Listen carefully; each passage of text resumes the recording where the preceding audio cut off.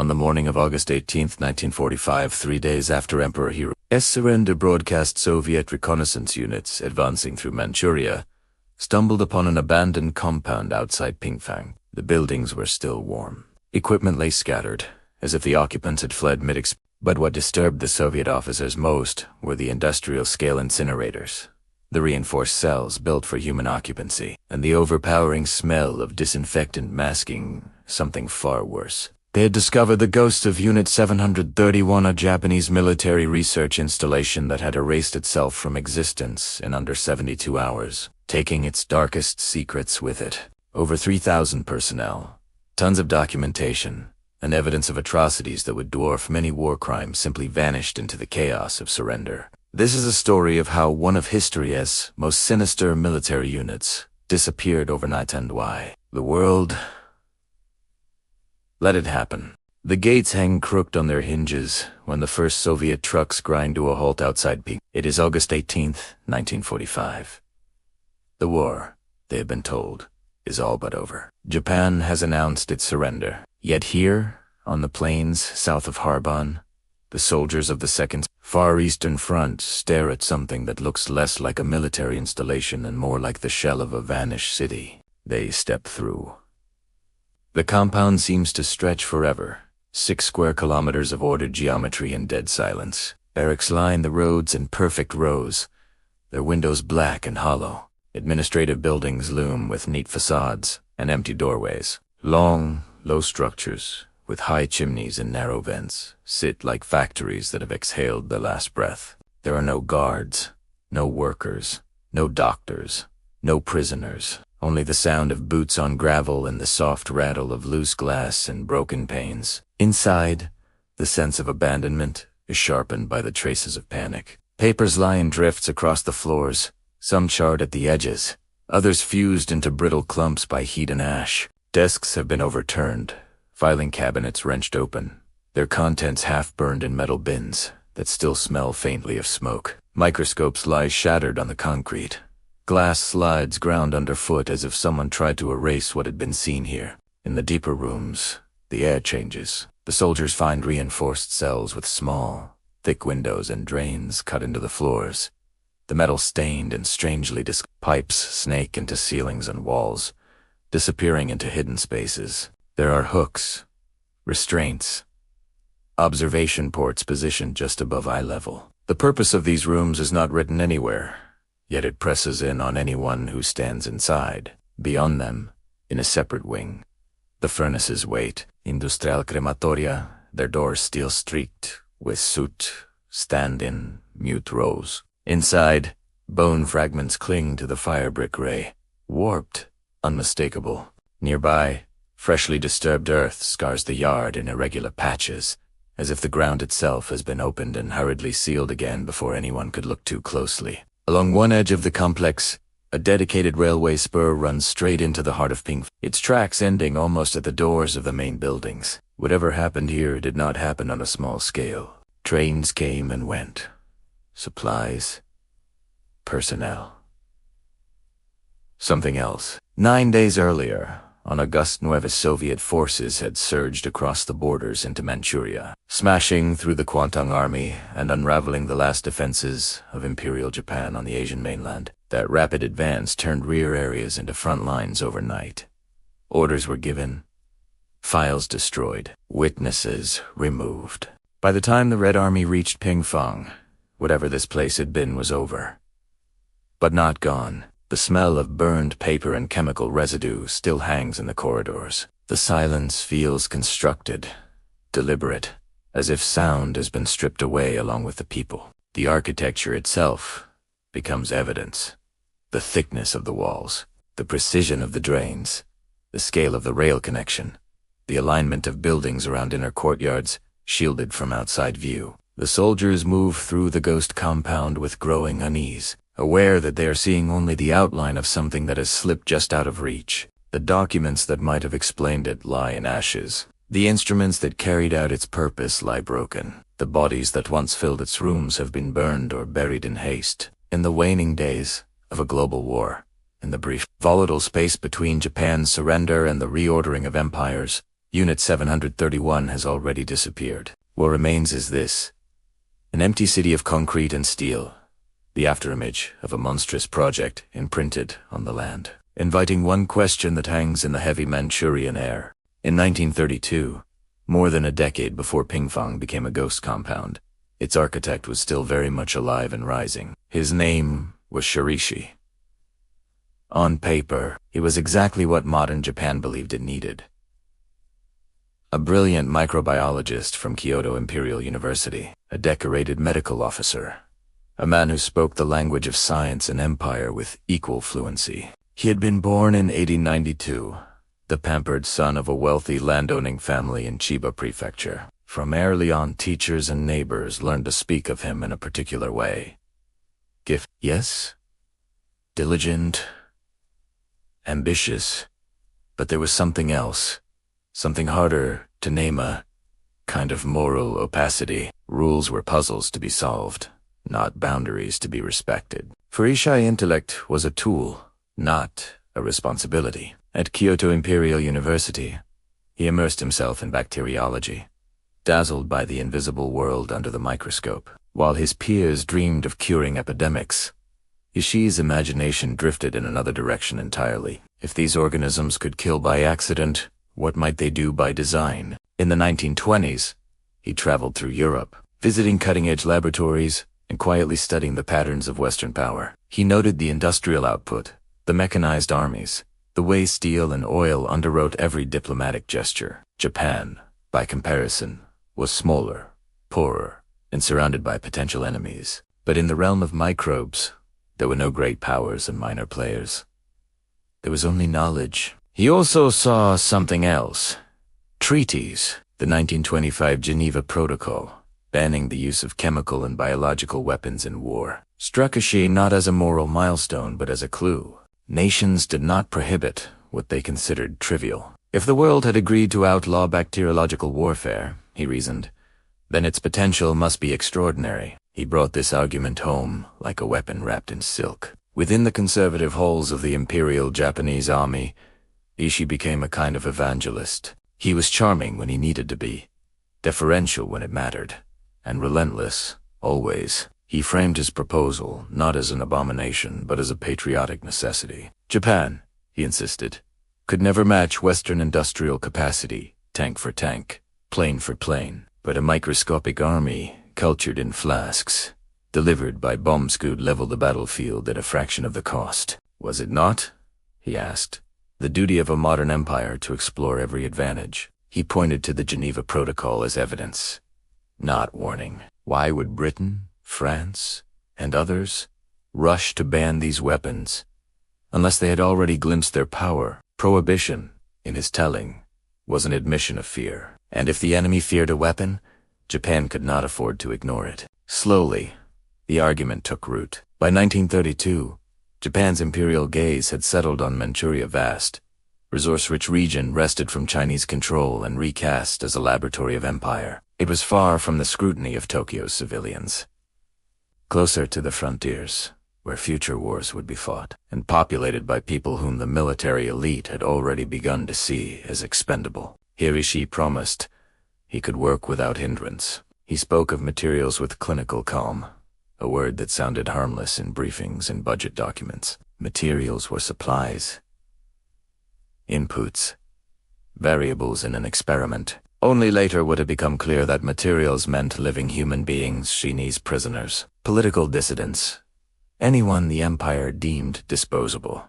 In this convergence of one man's ambition and a nation's imperial hunger, the blueprint for Unit 731 was drawn. Science ceased to be a search for truth and became instead an instrument of annihilation, guided by a man who mistook the absence of conscience for clarity. It began with a name that sounded like a promise of safety. On paper, Ishii's creation was the Epidemic Prevention and Water Purification Department of the Kwantung Armea. Bureaucratic mouthful that suggested filters and vaccines, wells made clean, soldiers protected from cholera and dysentery. In reality, it was camouflage. The more benign the title, the easier it was to hide what stood behind it. The first incarnation rose in 1933 near a place called Beiyin, a small, secretive facility tucked into the Manchurian landscape. It was modest in size, but monstrous in intent. An experimental outpost where theories about bacteriological warfare began to ordinate to practice. For a few years, it existed in the shadows, expanding quietly, its presence known only to a narrow circle of officers and scientists. Then, in 1937, the secret burned. Whether by accident or miscalculation, the Beijing facility was destroyed, and with it, the illusion that Ishii's work could remain small. The loss did not end the project. It escalated it. Rather than retreat, the Imperial Japanese Army doubled down. Ishii emerged from the ruins, not discredited, but vindicated. His argument for a larger, more secure, more permanent installation found receptive ears. He was given permission to build without compromise. South of Harbin, near a village called Pingfang, land was cleared and foundations poured. Over the next 2 years, concrete and steel rose into a complex that would eventually cost more than 10 million yen, hundreds of millions in today's currency. By 1939, the ghost city the Soviets would discover at war's end had taken shape in solid, deliberate lines. More than 150 buildings spread across 6 square kilometers. Laboratories formed the heart of the compound, windowed and wired, filled with incubators, autoclaves, and cages. Around them stood barracks for soldiers and technicians, administrative offices where reports were typed and budgets approved, and a prison complex capable of holding 400 human beings at a time. Officially, those prisoners did not exist. Inside internal documents, they were reduced to a word. Marudalog's logs could be moved. Logged, numbered, consumed. The term turned people into fuel and made it easier to discuss their fate in meetings and memoranda. Logs could be frozen, infected, dissected. Logs did not have names. Near the core of the compound, special barracks were constructed for one of the facility's most chilling projects, breeding plague-infected fleas. In these rooms, rats and fleas formed a separate ecosystem of horror, nurtured and multiplied so that entire cities could, in theory, be turned into petri dishes. A dedicated railway line branched off from the main tracks and pushed straight into Pingfang, allowing trains to deliver supplies, personnel, and prisoners with minimal outside scrutiny. On the outskirts, residential areas housed the families of officers and staff. Children played within sight of smokestacks. Wives shopped at small stores and tended gardens. The apparatus of ordinary life existed seamlessly beside the machinery of systematic death, as if the two belonged together. At Heats, 80s, 8. The facility employed over 3,000 people. Scientists in white coats, physicians trained at elite universities, technicians who calibrated instruments and prepared cultures, guards who escorted shackled prisoners down silent corridors, clerks who filed reports, officers who signed orders with smooth, practiced strokes. This was not the work of a rogue cell. It was integrated into the structure of the Japanese military, protected and nurtured like any other strategic asset. High-ranking officials in the Imperial Japanese Army allocated funds, shielded the project from scrutiny, and ensured a steady flow of materials. From across the empire, Chinese civilians and resistance fighters, Korean prisoners captured Soviets, anyone deemed expendable in the pursuit of data. Pingfang was not an aberration at the fringes of policy. It was policy made concrete. Behind the sanitized language and administrative titles, a self-contained city of death had been built, designed, staffed, and sustained with full official sanction. What began as an epidemic prevention unit had become something far darker. A place where science, war, and ideology fused into a single, relentless experiment on human life itself. They were not called patients here. They were not even called prisoners. On paper, they were mud. The word appears in rosters and experiment schedules, a euphemism that shaved away identity, nationality, and history until only a number remained. Behind every number stood a human being. Chinese farmers and shopkeepers, suspected communist operatives, Korean resistance fighters, Soviet prisoners of war. Men, women, children, entire familias processed into data. The work at Pingfang was not chaotic, not frenzied. It was organized. In one building, disease was introduced with clinical precision. Subjects were injected, force-fed, or exposed to pathogens. Plague, cholera, anthrax, typhoid, and others cataloged with academic.com. Each infection had its own protocol. Temperatures were taken, stool samples collected, lesions measured. Charts tracked the progress of fevers, organ failure, and death. The goal was not treatment, but observation pure. Unbroken observation from the first symptom to the final breath. When the moment came, many were taken next door. Vivisection at Unit 731 was not a whispered rumor, but a routine procedure. Bodies were opened while hearts were still beating, not out of sadism, masquerading as surgery, but because the researchers wanted to see what disease did to living organs. Lungs congested with plague, intestines ravaged by cholera, livers transformed by experimental toxins. These were not autopsy findings, but live demonstrations. Anesthesia was avoided precisely because it might interfere with results. In another wing, the focus shifted from microbes to cold. Manchurian winters were brutal, and the Japanese army wanted to know how far a human body could be pushed. Prisoners were marched outside, their limbs doused in water and exposed to sub-zero air until flesh stiffened, turned waxy, and then wood hard. Technicians would strike the frozen skin with sticks, listening for the sound like a board being hit to confirm the freeze was complete. Then the thaw began, using different methods: warm water, body heat, direct fire.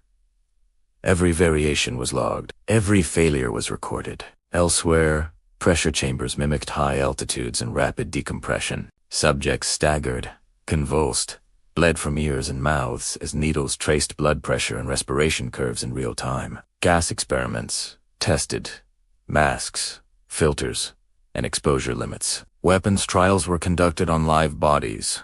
Grenades detonated at measured distances. Flamethrowers unleashed in controlled bursts. New bomb casings packed with ceramic shrapnel designed to carry infected fleas or contaminated fragments deep into flesh. What makes these acts almost unbearable to confront is not only their cruelty, but their orderliness. Conservative estimates suggest that more than 3,000 people died at Pingfang alone. When field trials and satellite facilities across occupied territories are added, the number of victims may climb past 10,000. Each death was not an accident or a collateral statistic. It was anticipated, scheduled, and folded into a report. Inside offices lined with filing cabinets, educated physicians and scientists, many trained at respected universities, turned these deaths into tables and graphs. They debated methodology, refined experimental design, and wrote conclusions in polished academic prose. Their language was steeped in militaristic logic.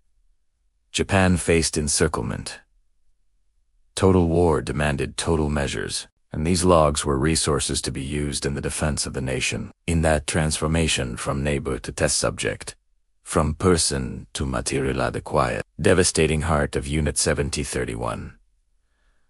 The horror was not only in what was done, but in how ordinary the doing of it became once it was wrapped in the routines of research, the rituals of paperwork, and the authority of the state. By the time Pingfang was fully operational, its purpose no longer ended at the perimeter fences. What was perfected inside its laboratories was meant to be released into the open air. Between 1940 and 1945, the sealed Petri dishes and carefully labeled flasks of Unit 731 were translated into mission coordinates, flight paths. Biological warfare shifted from theory to practice, and entire Chinese communities became unwitting test sites. In October 1940, residents of Ningbo in Zhejiang province watched Japanese aircraft circle overhead. They expected bombs. Instead, something stranger fell. Grains, cloth, ceramic containers that shattered on impact. Few realized that along with this debris came something almost invisible: fleas, purposefully infected with Yersinia pestis, the plague bacterium. Within days, sickness spread. High fevers, swollen lymph nodes, sudden deaths. Villages around Ningbo and later Kuju were hit by outbreaks that seemed to rise up from the soil itself. Hundras died there, suffering a grisly confirmation of data generated in Pingfang's Cages and cells, the pattern repeated. In 1941, in areas around Chengde, wheat and millet appeared as if by chance scattered in fields, near roads, in places where hungry civilians might gather them. The grain was laced with typhoid and cholera bacteria. What looked like food was in fact a weapon. People carried it home, ground it, cooked it, and invited invisible armies into their bodies. The resulting epidemics did not distinguish between soldier and farmer, partisan and child. Disease moved along paths older than war. Water, touch, shared bowls. In Yunnan province, beginning around 1942, Unit 731 operatives took a different approach. Instead of dropping pathogens from the sky or hiding them in grain, they went for the veins of entire communities, their wells, rivers, and reservoirs. Water sources were deliberately contaminated, seeding towns and villages with sickness from within. People drank, washed, prayed, and fell ill. The attacks were covert in method but overt in effect. Sudden waves of disease with no natural explanation. One operation would later stand out in post-war investigations as the most notorious. In November 1941, a mission codenamed simply Operation Targeted. Again, plague-infected fleas were dispersed from the air. This time, the outbreak was devastating. Reports assembled years later estimate around 7,000 deaths. A city turned into a forced experiment in epidemic spread. The dead were not abstractions in a lab notebook. They were neighbors, families, entire streets emptied by a disease that had not arrived by accident. These attacks violated international law on multiple levels. They breached the norms laid out in the Geneva Protocol, and they targeted civilian populations with weapons that could not be controlled once unleashed. Disease does not stop at map lines or obey orders. Plague-bearing fleas did not distinguish Chinese from Japanese uniforms. Contaminated water could sicken occupying troops as easily as local villages. On several occasions, the infections rebounded, harming the very forces that had set them in motion. Militarily, the results were erratic and often ineffective. Outbreaks were unpredictable, hard to synchronize with conventional operations, and impossible to confine. Yet for Unit 731, each mission was still a kind of success, not in strategic terms, but in scientific ones. The chaos on the ground became data. Incubation periods, mortality rates, patterns of spread, all fed back into reports that crossed Ishii's desk and filtered up the chain of command. In this way, Unit 731 revealed its true nature. It was not merely a research institute tucked away in Manchuria, nor just an epidemic prevention department hidden behind euphemisms. It was an active biological weapons division, conducting warfare by disease against civilian populations, converting human lives into field results. Every sortie, every contaminated sack of grain, every poisoned well extended the reach of Pingfang far beyond its walls and made it far more difficult, in the war's aftermath, for anyone to pretend they had not known what kind of weapon had been forged there. By early August 1945, the illusion of permanence at Pingfang was collapsing. The war that had once seemed like a distant backdrop to Unit 731's work was now at the front gate. On August 9, the Soviet Union declared war on Japan and unleashed 1.5 million troops across Manchuria's borders. The Kuomintang Army, long vaunted as Japan's elite force, folded with shocking speed. Defensive lines that had taken years to build disintegrated in days. Rumors, then confirmations, began to move through the corridors of Pingfang. The Red Army was coming. For years, Unit 731 had operated under a shared assumption that whatever happened elsewhere, Manchuria would remain a secure laboratory. Now that assumption was gone. Somewhere between Harbin and the collapsing front, orders reached Shirō Ishii. The message was clear, whether spoken bluntly or wrapped in euphemism. Nothing must fall into Soviet hands. No documents, no equipment, no prisoners, no proof. Evacuation began around August 10th.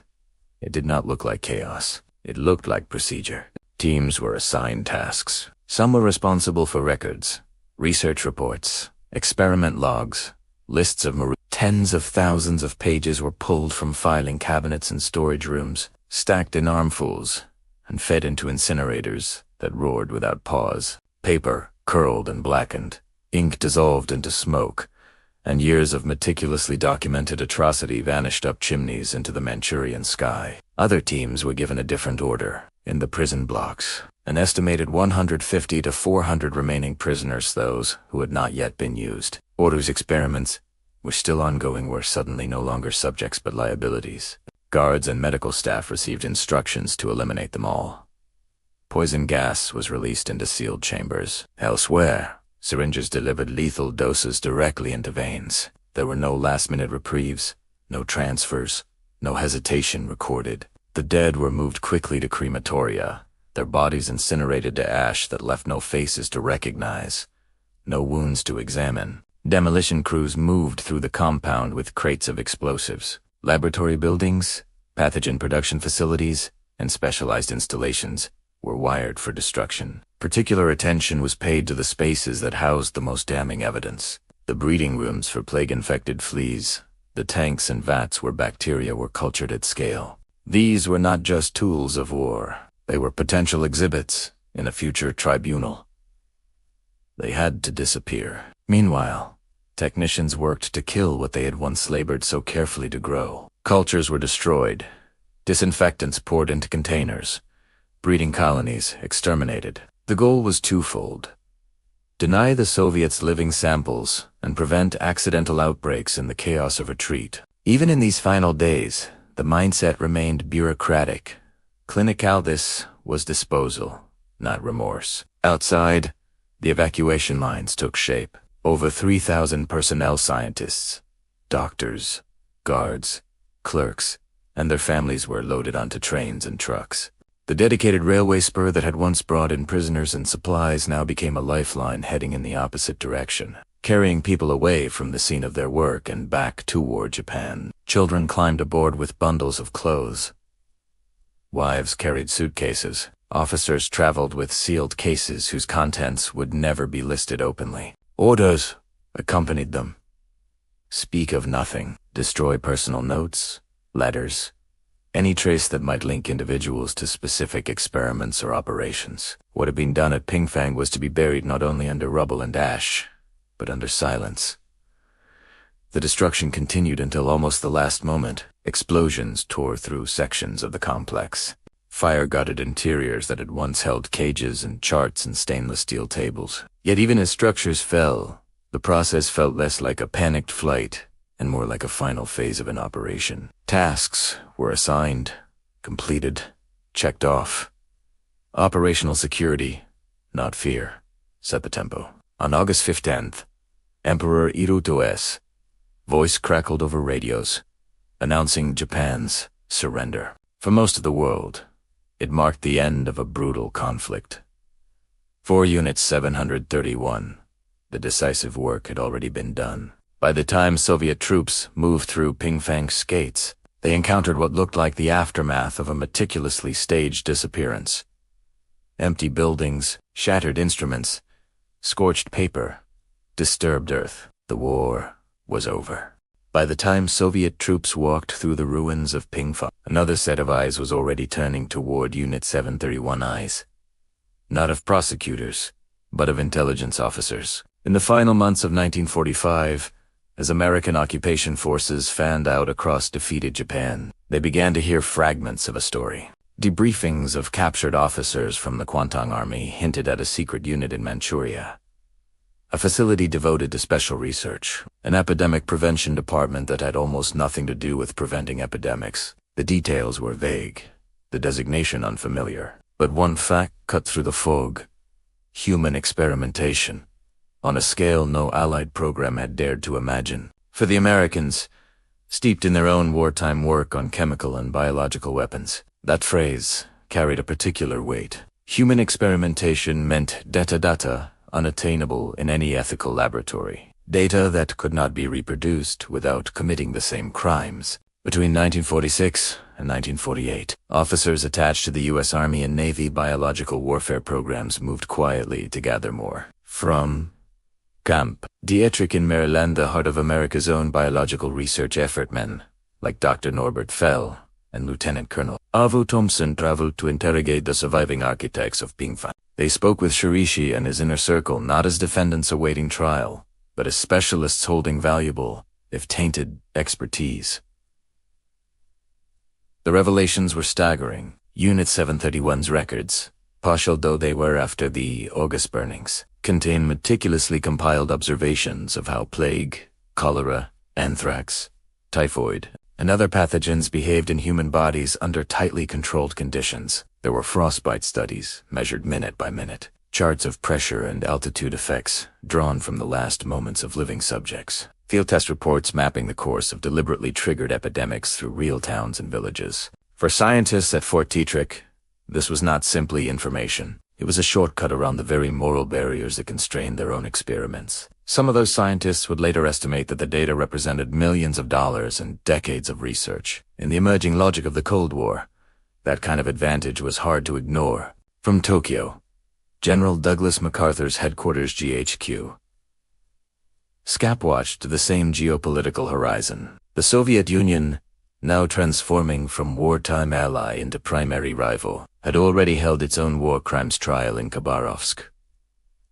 publicly exposing fragments of Japan's biological warfare program. If the Soviets obtained the full scope of Unit 731's data, they too would leapfrog years of research. Somewhere in that calculation, a line was drawn. In a series of classified decisions involving MacArthur's staff and senior officials in Washington, American authorities chose a path that would shape the historical record for decades. Ishii and his senior colleagues would be granted immunity from prosecution in exchange for complete, exclusive access to their research. Their reports would be translated, analyzed, and quietly folded into U.S. biological warfare files. The Soviet Union would be deliberately cut out. The Tokyo War Crimes Tribunal, convened in 1946 to try Japanese leaders for crimes against peace and humanity, would not hear the full story of Unit 731 was effectively written out of the main narrative of Japanese war guilt. The moral calculus behind this arrangement was stark.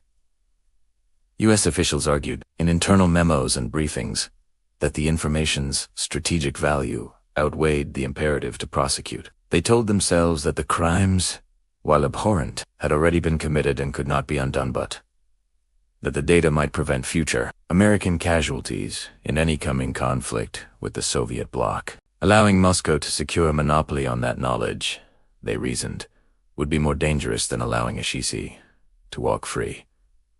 The cost of that decision was buried in silence. Shirō Ishii never stood in a courtroom to answer for the experiments he designed. Many of his colleagues resumed medical or academic careers in post-war Japan, their pasts obscured by classification stamps in American archives. The victims of Unit 731 remained, for years, without even the meager justice of public acknowledgement. In trading prosecution for information, the United States helped ensure that one of the 20th century's most nightmarish programs would be half denied and fully unpunished for a generation of Cold War bargain that placed strategic advantage above accountability and left a shadow that has yet to fully lift.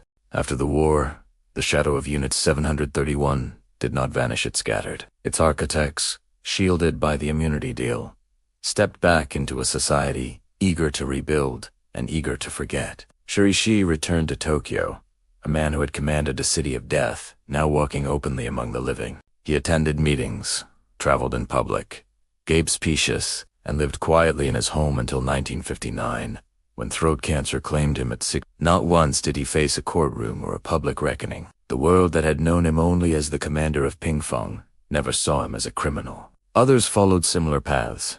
Their expertise in human experimentation recast his professional credentials. Major General Kitano Masaji, who had overseen countless lethal trials, became president of the Green Cross Corporation, a leading pharmaceutical company whose products were taken by civilians unaware of his history.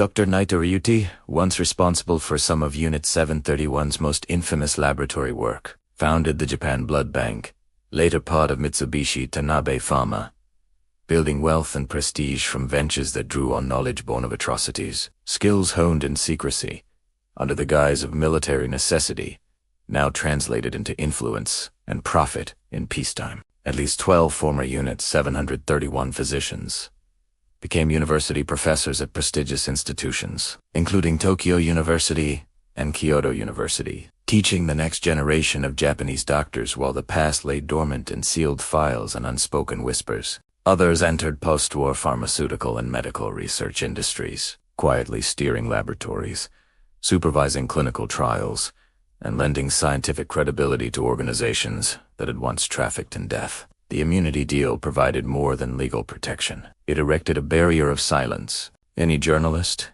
investigator, or government official attempting to trace the men of Pingfang immediately encountered U.S. occupation authorities' obstruction. Japanese society, encouraged by both occupying forces and its own leaders to move forward, largely looked away. Reconstruction, economic revival, and Cold War anxieties eclipsed memory, leaving accountability as an inconvenient obstacle to political and social stability. The irony is sharp and bitter. Men who dissected living human beings without anesthesia, who engineered plague epidemics, who perfected methods of sterilization and incineration now became leaders in the very institutions dedicated to preserving health. The city that had disappeared in Manchuria reassembled quietly in Tokyo and Kyoto, its members embedded in medicine, research, and industry. They were protected by politics, by foreign interests, and by a collective, deliberate forgetting a society that had decided to value stability and knowledge over justice. The ghosts of Pingfang were no longer confined to a remote laboratory.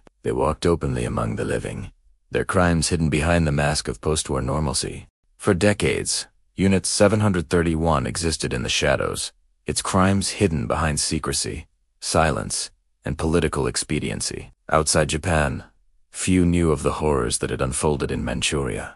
Inside, the subject was taboo, submerged beneath post-war reconstruction and the pressures of Cold War diplomacy. It was as if history had been instructed to look elsewhere. Yet truth has a persistence all its own, and eventually, the darkness could not hold. In 1981, Japanese journalist Seiichi Morimura brought that darkness into the light. His book, Akuma no Hoshoku, The Devil's Gluttony, wove together interviews with former Unit 7031 members and Chinese survivors, piecing together a record of systematic human experimentation, plague deployment, and the bureaucratic machinery of death. The details were chilling.